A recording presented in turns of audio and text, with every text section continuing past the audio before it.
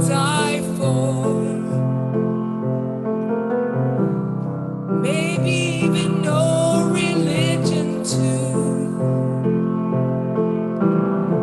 Imagine all the people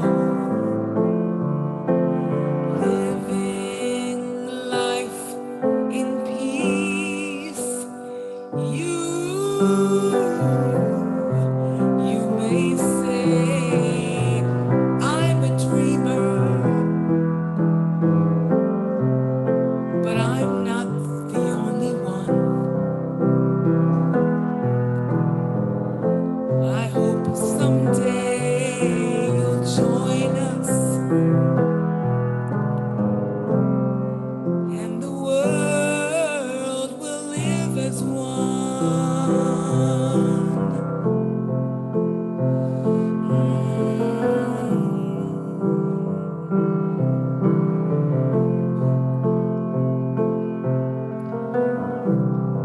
Imagine no possessions. I wonder if you can.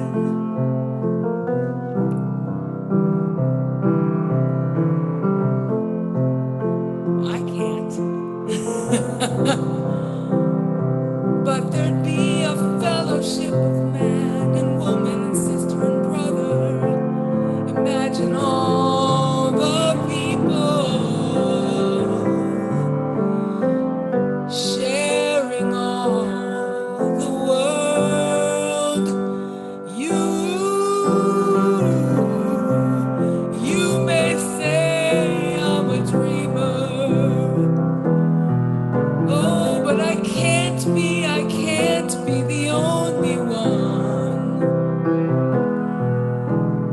So I hope someday you'll join us,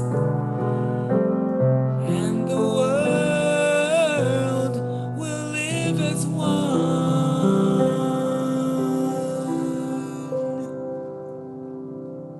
Amen.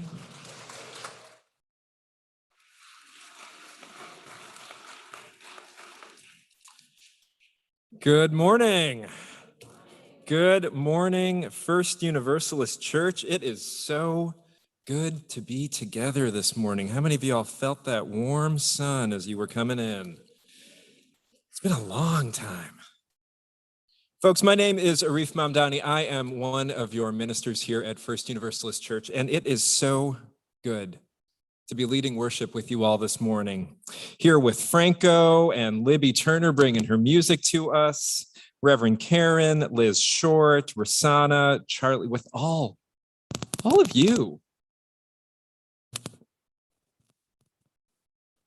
With all of you. To folks who celebrated on Friday, I want to wish a belated happy holy. We hope that your day was full of colors and smiles and laughter.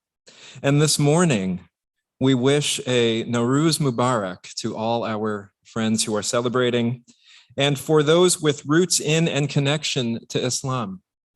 We know that you are in the midst of preparations for Ramadan. We wish you well on those preparations and look forward to celebrating with you. For over 150 years, First Universalist Church has been a community proclaiming the power of love and hope, creating community where we invite each other into the rhythm and the practice of giving and receiving and growing together. We practice this universalist spirit of love and hope by listening to where love is calling us next, by welcoming, affirming, and protecting the light in each human heart, and by acting with humility, courage, and compassion for justice. And we do all of this with a deep commitment to ending oppression in all its forms and building the beloved community of liberation, joy, and belonging for us all. And one of the things that means is that we pay particular attention in this season of COVID to how we are caring for one another. We are encouraging everyone who can to be vaccinated. We're encouraging you to stay home if you're feeling sick or if you're waiting a COVID test result. We are encouraging those of us who are with us in person to wear masks. If you are at home, you can wear a mask if you want, but that's on you. And if you are here in the sanctuary in person, we encourage you to, stay in your household groups, maybe give other households a little bit of space. Just be mindful of that. We're also asking that you ask for consent before you go in for a hug. And if you are with us in the sanctuary, to let the worship leaders sing to you. If you are at home, sing out loud, sing out so loudly that we can hear you here in the sanctuary. This is what we do.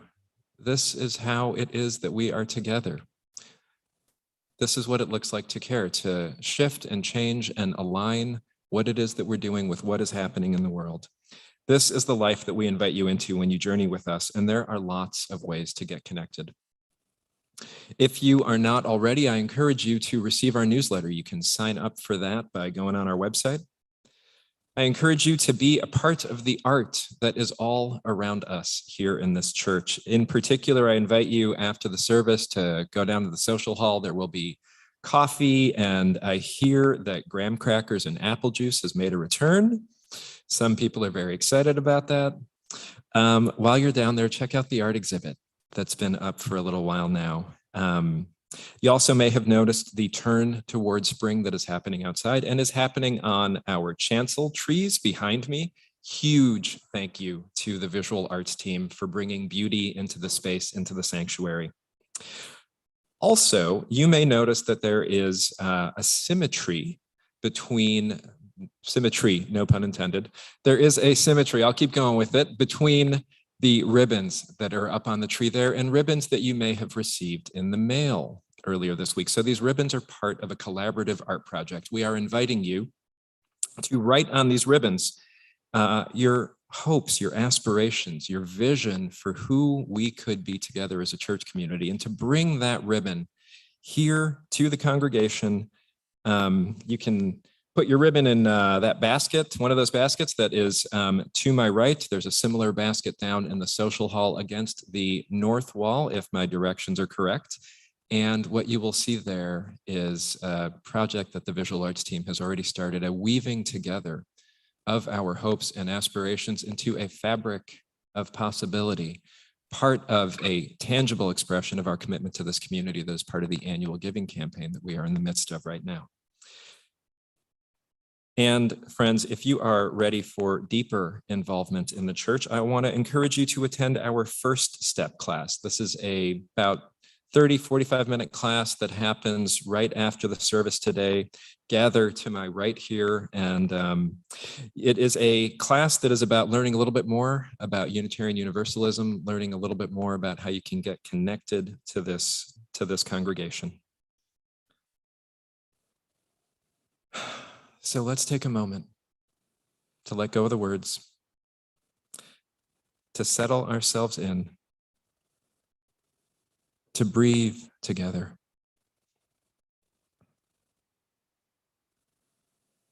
And as we are breathing together, as we breathe in and out this breath that makes us one, let's acknowledge the land that we're on.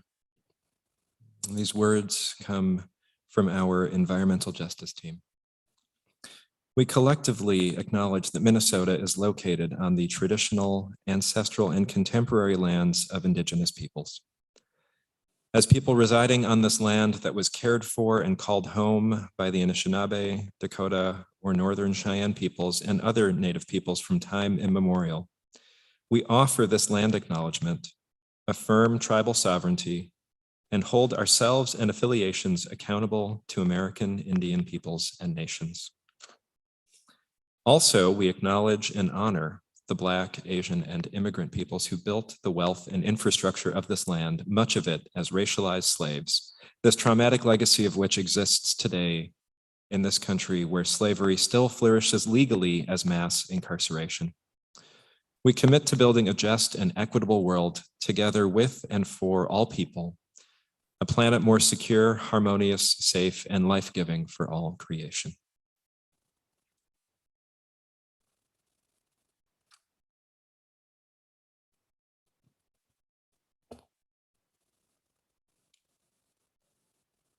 Good morning. My name is Elizabeth Short, and I serve this community on its annual giving committee. And I am so blessed to be here today in person with so many of you. Thank you for being here. I laughed last Sunday when Reverend Arif talked about crying at church. I recognized myself. I've done it. I've cried at church. In fact, I cried the very first time I ever came to this church within the first 5 minutes of being at this church.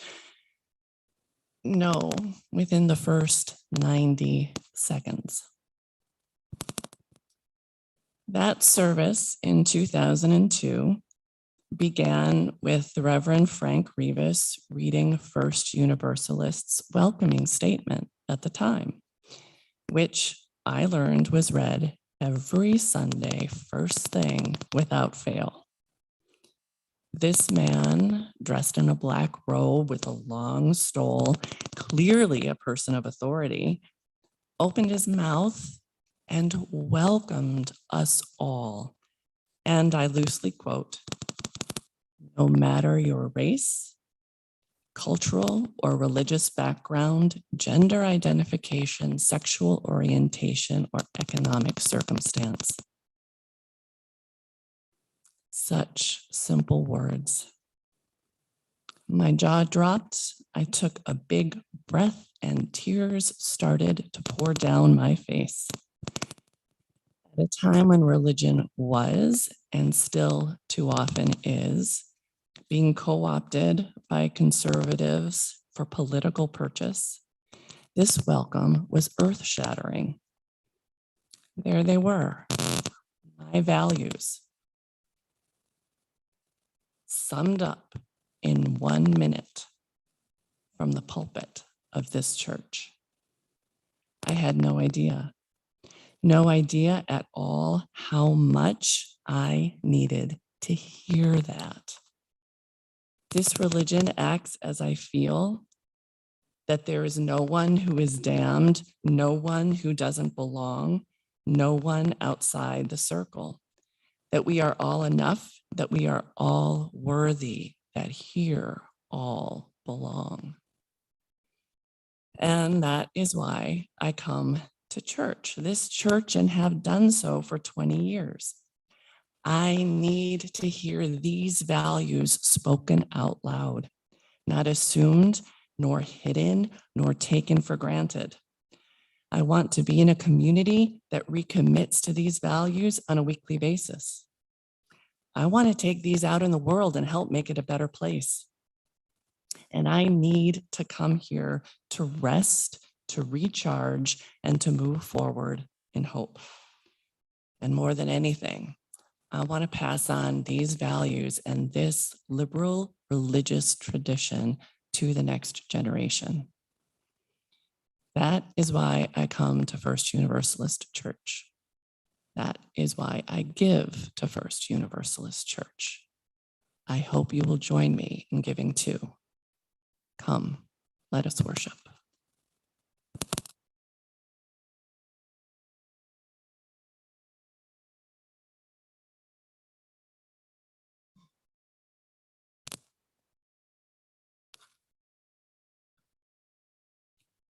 And I invite Nora to join me in helping to light our chalice. I invite you all to join me in saying our chalice lighting words.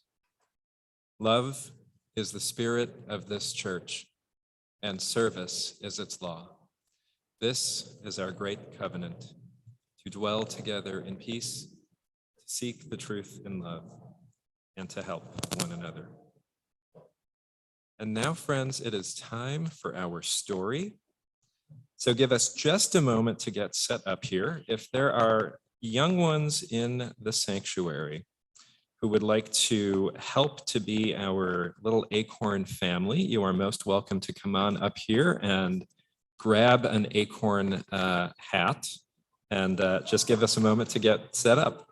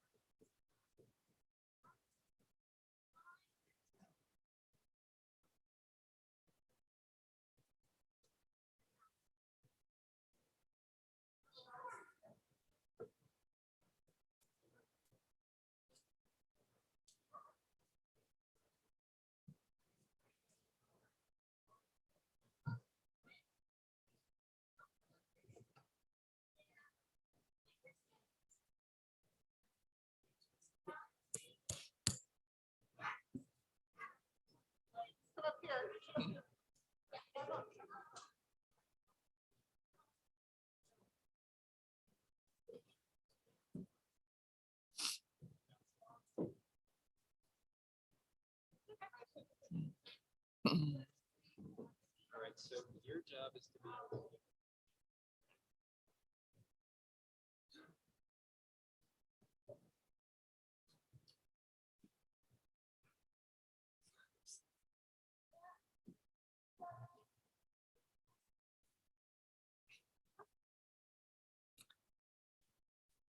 A couple of kids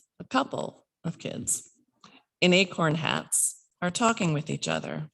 Then they call out for their parents and family to come join them in the living room, where they have set chairs in a circle around a table with a small chalice. The parents are looking confused, and the kids ask them to sit down. We're calling a family meeting. And we're doing this like we learned at church. The parents are incredulous, but go along with it, giving each other looks. Please take a seat and we'll help you get settled and grounded. I'm going to lead us in taking 3 deep breaths, and then we'll light our chalice. Breathe in, breathe out, breathe in, breathe out, breathe in, breathe out.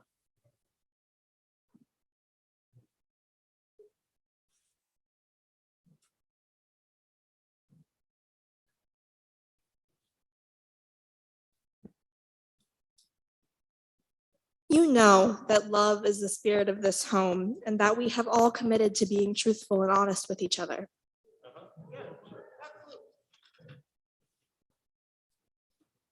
And that we have a commitment to get through changes and challenges together, right?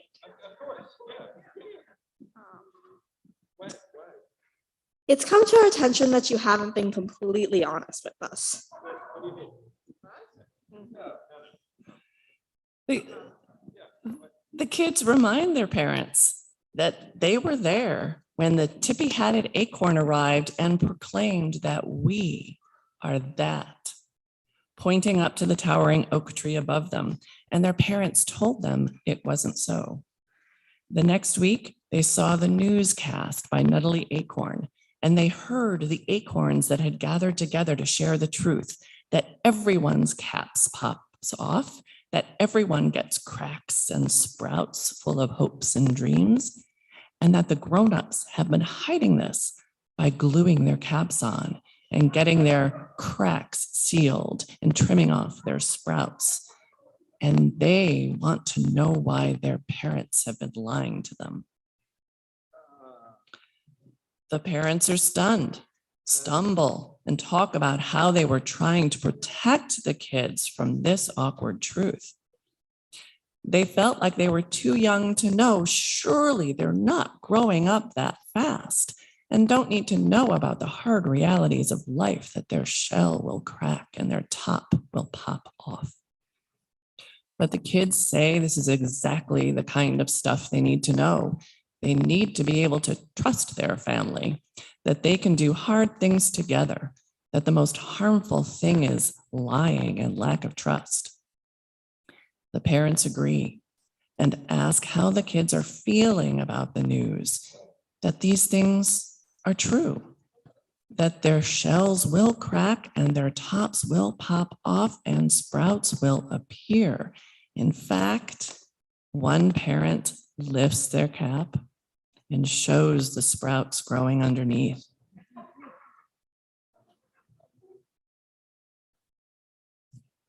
The kid looks and reads out the words: love, hope, music, and asks why the parent would ever want to cut those off.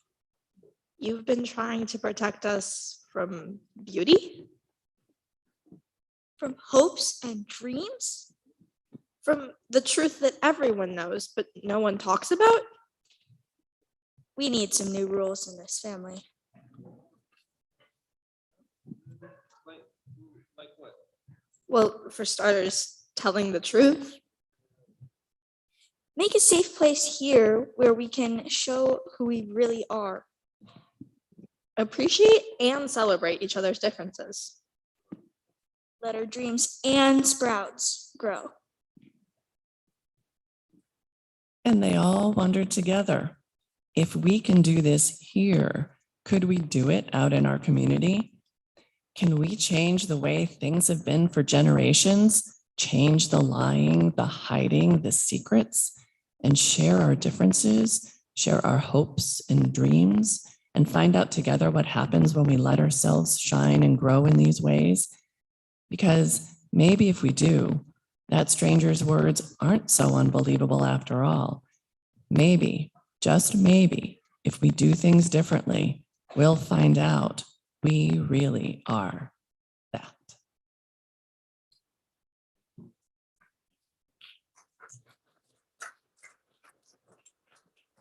Okay, kids. I just want to say one thing though, honey. We have 23 kids. Can we stop here?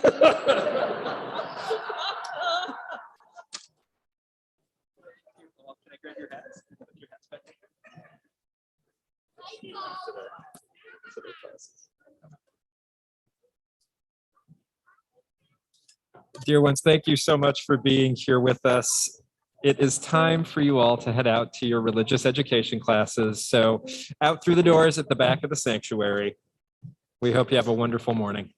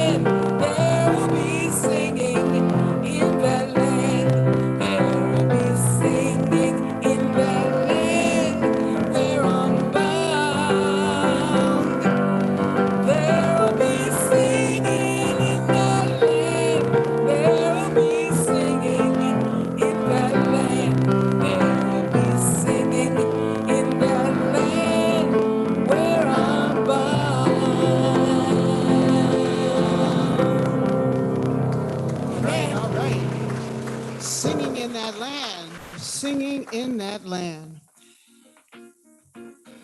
You know, at this point in the worship, we're asked to be quiet, reflective, thoughtful, and prayerful.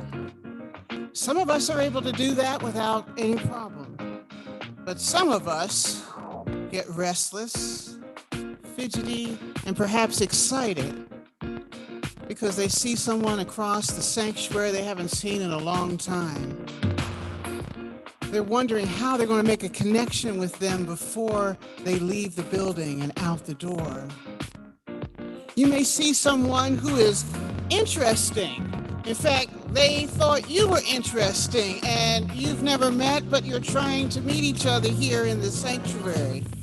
Yes, that happens in church too. You just saw someone in the parking lot that you know has lost their pet or their partner or the daughter hasn't spoken to them for a year, and you have this hugging impulse that just won't stop. You hear someone's voice, and you know that's the voice that helped you get through a real tough time, and you're glad to hear that voice again. So instead of looking forward today at us up here on the chancel, we're going to look around and do what we've been doing for the last 2 years so well, looking and listening to voices, trying to figure out who is that under that mask, looking at eyes that we think we know as we ponder their faces below. I want us to get up for a minute, take a movement around this sanctuary, move with the music, move with my words, and acknowledge someone. That's right, get up and take a walk around. Go and say hello to someone with your eyes. Whatever feels comfortable to you, know that you've been missing one another. Hold each other in kindness. Let no one be alone. Look at one another. Enjoy one another. Enjoy your voices.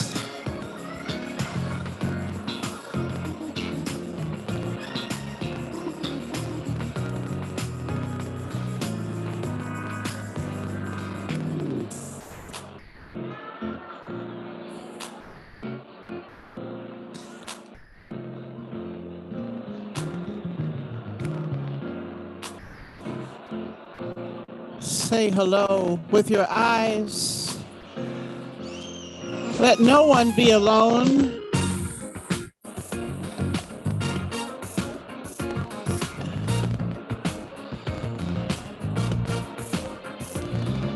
There's somebody. Find each other. There you are. Say hello with your eyes.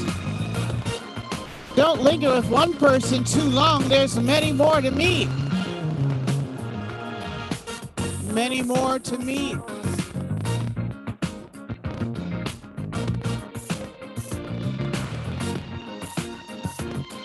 And now as you wander back, wander back, wander back, wander back. Hello? And now wander back to your seats. Wander back to your seats. Wander back, wander back, wander back, wander back. Wander back to your seats. Wander back, wander back, wander back. It's so exciting to see each other. Oh, look at this. Wander back, and you can keep my sounds going, please. Let's wander back. Wander back. Wander back. Here we go. This little cluster over here is so excited. That little cluster of 5. Wander back. Here we go. Let's wander back. Wander back. At this time, I'd like you all to wander back and acknowledge that the person you smiled at may be facing a crisis. The person that you shook hands with may be grandparents for the first time. The person you waved to may be the first wave they've had today. And yeah, humanity made a difference in their day. Know that someone here has gone to treatment. Someone here just retired and is trying to figure out how to reorganize their life. As we walked and acknowledged one another, we're doing the gift of church, the work of community, the work of humanity. Know that somebody here lost a connection, is trying to make a new one. So let us grow, friends, in the depths of our relationships at this church. Let us pray, let us sing, let us shout, and let us scream and fidget if we have to. Today, We hold Dan Moriarty and his family, Martha, Allie, and Keenan, in our hearts as they grieve the death of Dan's father, Frank, who died on Tuesday night after 7 difficult months in hospice. He will be truly missed. Mass will be held at St. Joseph's Catholic Church on the 28th of March in New Hope at 11 a.m. Visitation will take place at 10. Now, as you made your way around and had smiles and handshakes and wonders and curiosities about one another, no matter how contrived this was, it is real. It is the real work, the limited work, the quick work, the work of church, and it's worth it every day to try to make a new connection. This is a physical reminder that we're a community, a people of people fueled with hope for a better future. We need it today, don't we? More than ever. More than ever. We need it right now. We are here. Yes, we suffer. We are here, but we're worth it. We cry. We moan. We lament. We get angry. We get frustrated. But we get up and try again one more day. Because that's all we can do as humans. Blessed be and amen.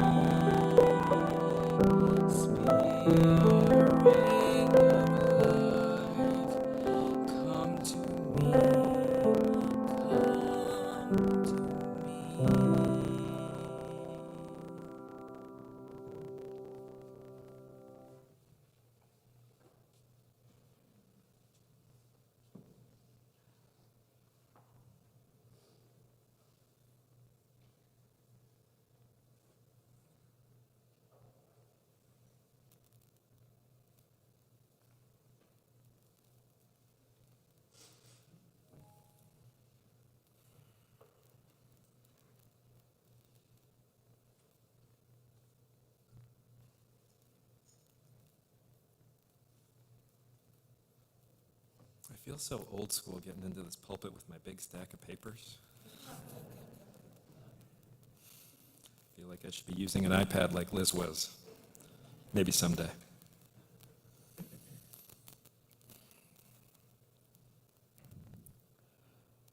We are that. We are that. All month, our central story has been one that suggests that our lives are perhaps not what they seem. That rather than polish and shine our outsides, that we are made for something more. And that the realizing of that more is a spiritual proposition of releasing all that we are in the service of what we could be together.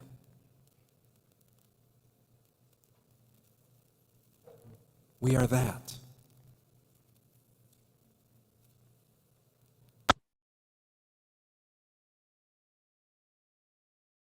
That great big oak tree. .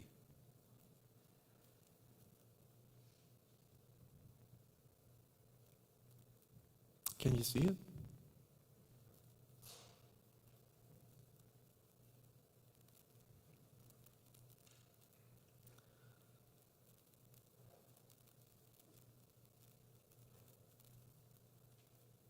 What you may not know is that we did not know, we, your ministers and staff of this church, did not know that this story would capture our collective hearts in the way that it has, that it would speak to this deeper yearning, would point us toward a shared aspiration and maybe even a pathway through the portal of our current pandemics. We are that.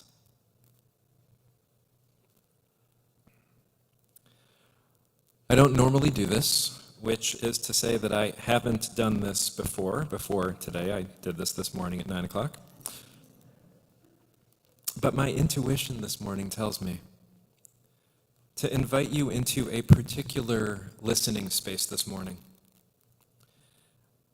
For those of you familiar with Unitarian Universalism and our sources, I'm pointing here toward our first source of religious knowledge, direct experience of that transcending mystery and wonder affirmed in all cultures, which moves us to a renewal of the spirit and an openness to the forces which create and uphold life. Direct experience of that transcending mystery and wonder, which calls us to an openness to the forces which create and uphold life.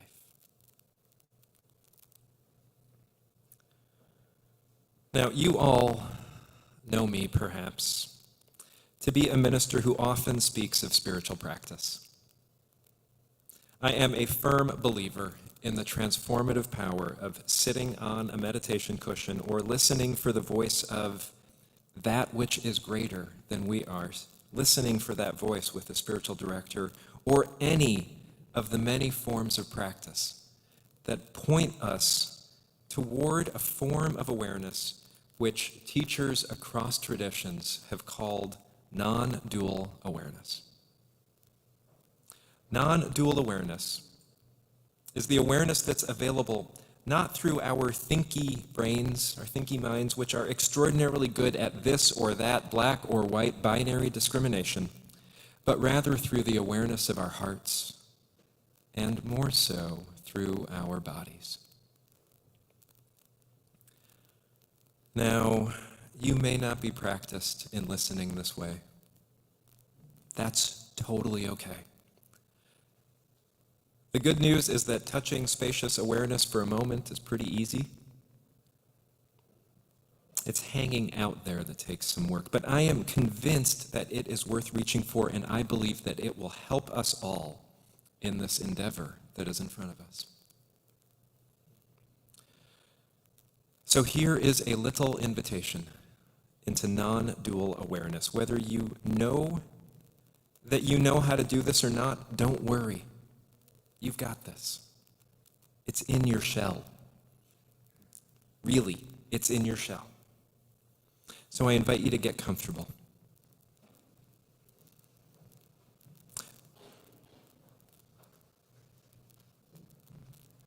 I love that every time we invite our bodies to get a little bit more comfortable, we all know what that is. Right? We all know what that is. Like, oh, a little more comfortable. Yeah. Let your body be held. It's all right. I know it's church, but you can be comfortable in church.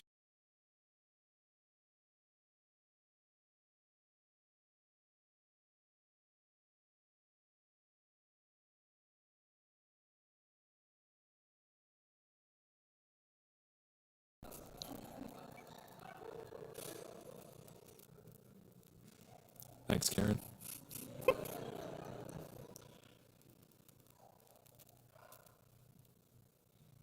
Let your body be held by the pew. your gaze be soft. You don't have to look at anything. And just rest here a moment without doing anything. Like really without doing anything. No effort. Which also means not forcing anything to happen. As your thoughts or your attention is drawn to specific sensations in the body, you can note them and then just let them go. You might find that your mind or your heart is busy, might feel turbulent, that there's lots going on, and that doing nothing is really hard. And that's okay. Our thinky binary brains are really used to creating and recreating an egocentric me versus the world view where it continually notices things so that it can convince itself of its own separation. If that's what's happening, just notice that the swirl is happening. And notice that it is just one part of awareness. Notice that there is a bigger story happening, and that if you do nothing, if you don't grab hold of that me, mine, I swirl, you can get a little space. Maybe you find a little space when you notice the back of your head. Notice that you can become aware of this. Notice that that swirl does not fill all of the space of awareness, that there is a bigger story happening right now, that there is a bigger togetherness that is happening right now.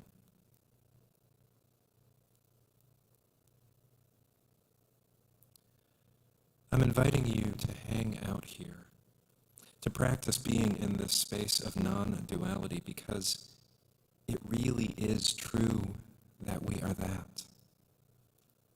Acorn and oak tree at once, even now.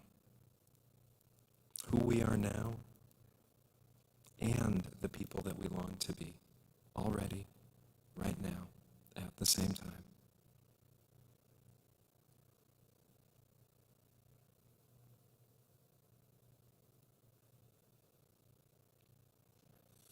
Many of us are struggling right now. Struggling in our lives, struggling in our relationships, struggling with addiction, with vocation, with our place in a changing world. Having sat with many of you this year, what I know in my bones is that you already have what you're looking for. You have more answers than you think. The oak tree is already sprouted and growing inside you. Non-dual awareness helps us to hold this yes and of our lives, of this existence, knowing that we are that, even when we might feel very much not that. It is, in other words, a state of faith in which we can reach for our becoming, individually and together. So rest here as you can. Return as you're able. At worst, you spend 10 minutes with somewhere to put your mind when you get tired of my words. There are worse ways to spend a Sunday morning.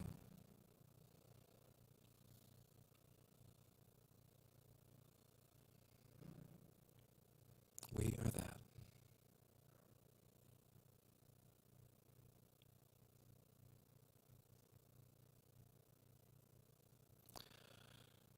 Friends, you have heard me and others preach on our third principle, which points us towards spiritual growth in our congregations. Not just on a meditation cushion in silent retreat, not just on contemplative walks in the woods or by the lakes, but also in our congregations, with and amongst each other. So our practice gets us familiar with these states of faith, but we realize the fruits of that practice here in our congregations, with each other. As the poet writes, we are each other's harvest, we are each other's business, we are each other's magnitude and bond. We are each other's harvest. We are each other's business. We are each other's magnitude and bond. Church, I think that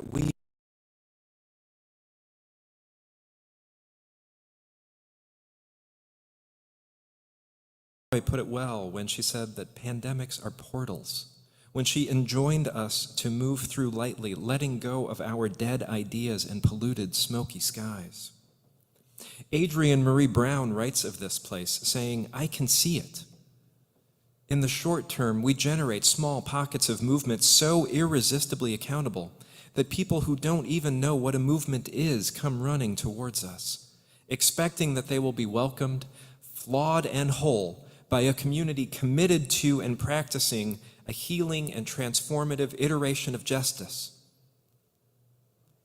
And she goes on to describe this place as a vast sanctuary where our experiences as humans who have experienced and caused harm are met with centered, grounded invitations to grow.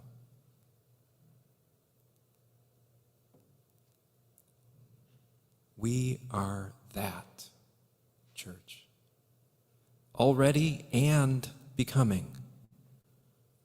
Having listened to you, having listened to your hopes, your dreams, your struggles, your fears, that's what I hear you reaching for. That vast sanctuary where our experiences as humans who have experienced and caused harm are met with centered, grounded invitations to grow. And so as we wonder about what and who and how we might be in this ever bigger togetherness that we both are and that we are creating, I want to invite us to turn our hearts toward covenant.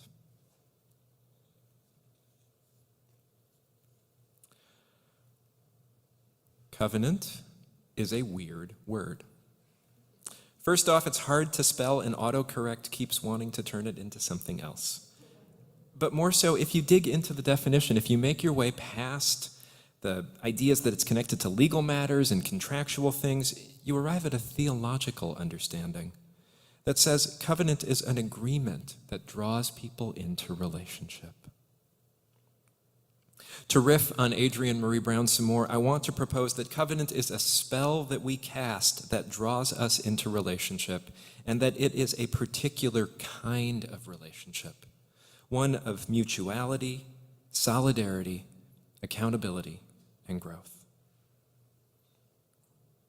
It's an agreement that draws people into relationship, and once in relationship, it holds us there, it guides us, and points us toward an aspiration of who and how we want to be together. It isn't a promise, because a promise is one-sided. It isn't a set of rules, that's a code of conduct. Covenant is a spell that we cast together that draws us into relationship, that holds us there and points us onward toward our shared future. And dear ones, lest you get hung up on the idea that we are way, way out there, that your minister is talking about casting spells, and my goodness, we're not in Kansas anymore, Dorothy. Let me remind you that at the level of our minds and bodies, language creates our reality. And in particular, language creates our shared reality. We believe together, we make it consensual by making it words, and we make it durable by telling and repeating the story about it. We cast spells all the time. So what spells do we cast? What holds us here where we are and points us toward our future?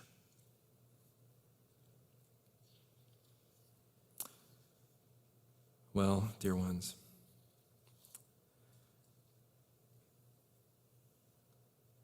I have some homework for you. This here is the oak tree that we have gathered beneath. Around you are the acorns that you have chosen to plant yourselves next to. Shells cracking, some sprouts still hidden, other sprouts maybe peeking out here and there. You are already drawn into relationship, which is to say that at least implicitly a covenant already exists among us. Somewhere, spells are already being cast to draw you into relationship. And so here's your homework. As you go out into the world, I invite you to pay attention to the values and the commitments and the dreams that form and shape your actions. As you go out into the world, notice where your heart is called. Notice where your body softens, where you feel most yourself and most free. Imagine bringing that back here. What commitments would you need made to you so that you know that all of you is safely held in this community? Imagine bringing that back into this bigger togetherness that means more space for the folks around you to do the same. What commitments might you need to make so that this community knows that it is safe with you?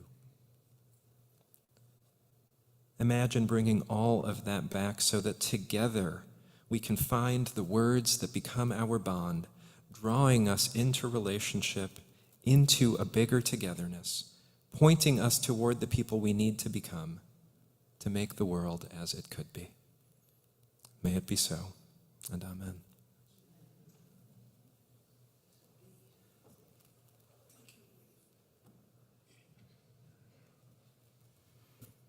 Thank you, Arif, for reminding us to take what it is we say and these beautiful words that we believe in and out there in the world.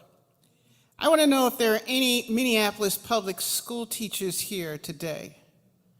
Will you please stand? Any Minneapolis public school support staff, ancillary staff? Looks like they were all in the first service. You had a whole gang of them. Any Minneapolis public school graduates here? Anybody graduate from Minneapolis public school? Okay, there we go. Stay up there for a minute. Everybody look, this is an investment in schools, this strike that's happening out right here now. And every day, those teachers that are out there, those support staff, and those parents and kids that are also supporting them are making their values known by saying we need to have resources put into these schools to serve all the children and all the multitude of needs, particularly that this pandemic has created for children's mental health, spiritual health, and physical health and safety. So I wanted to let you know that today's offering is going to support particularly the BIPOC support staff who get paid the least amount of money in the public schools. So these staff people, many of them, and a number of them go to our church. And throughout the pandemic, when finances were tight, we supported, you supported paying the rent of some of these Minneapolis public school support staff who couldn't get things together to mend all the ends. So we are putting our money where our mouths are all the time, and we have joined with other congregations from many different backgrounds and faiths and denominations to support this fund for the BIPOC support staff who are really going to be struggling as this strike continues. We know what the right thing is to do. Encourage your people that you have influence over to support these folks who are doing so much to help our children go forward. Give in the many ways that you can on text and also here in person.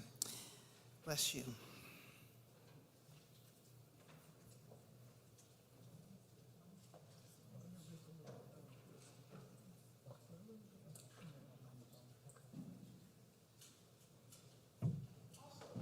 Thing. Know that we have had strike camp here for the last 3 weeks, and Lauren and Emma and the RE staff have done an amazing job of making sure that many of our kids, up to 40 last week, were here and safe from 9 to 3, 3 days a week. And that's something we need to be really proud of. Strike camp. Strike camp is real.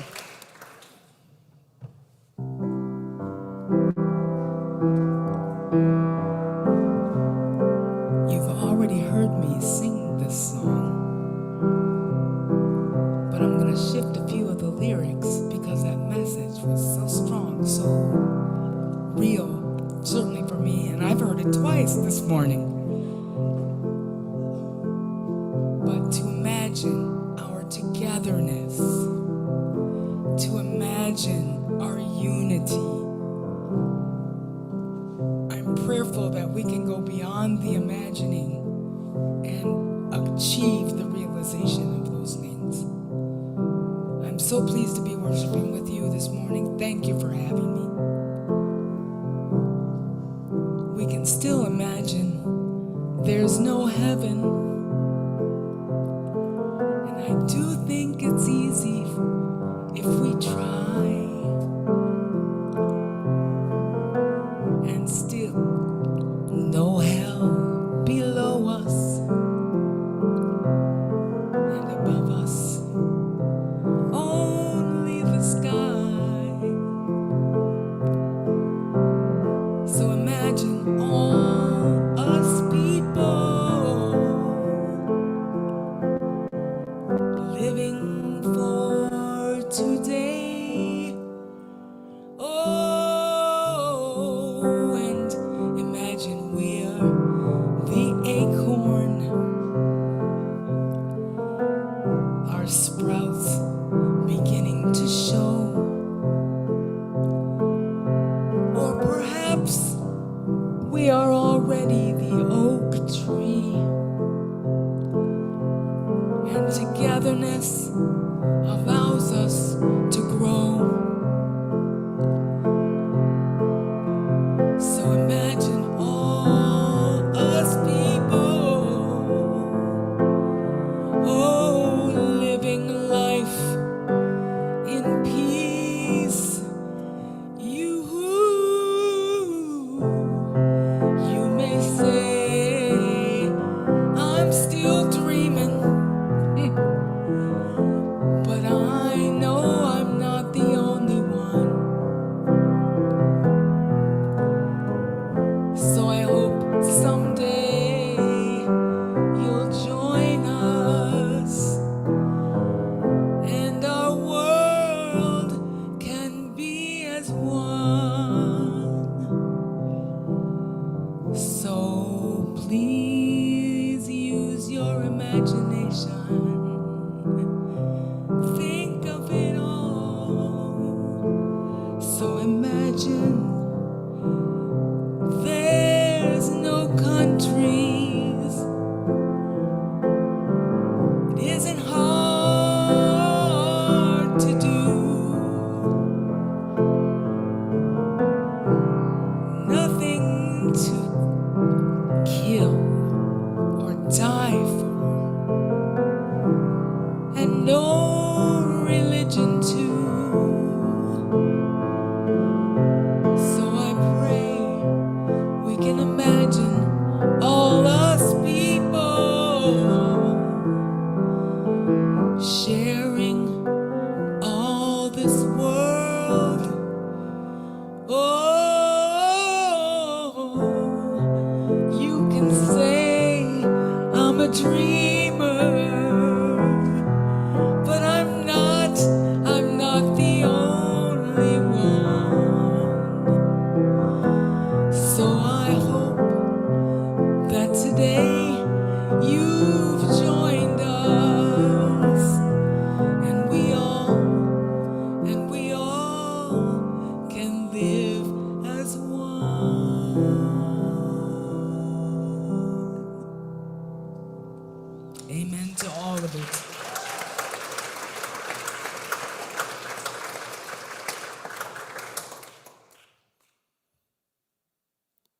Thanks so much, Libby. Feel those words, those lyrics, that music. Let the spirit that we have nurtured, the sprouts that have sprouted and grown today, carry you out into the world. As you go out, know that you are blessed, know that you are a blessing. May it be so, and amen.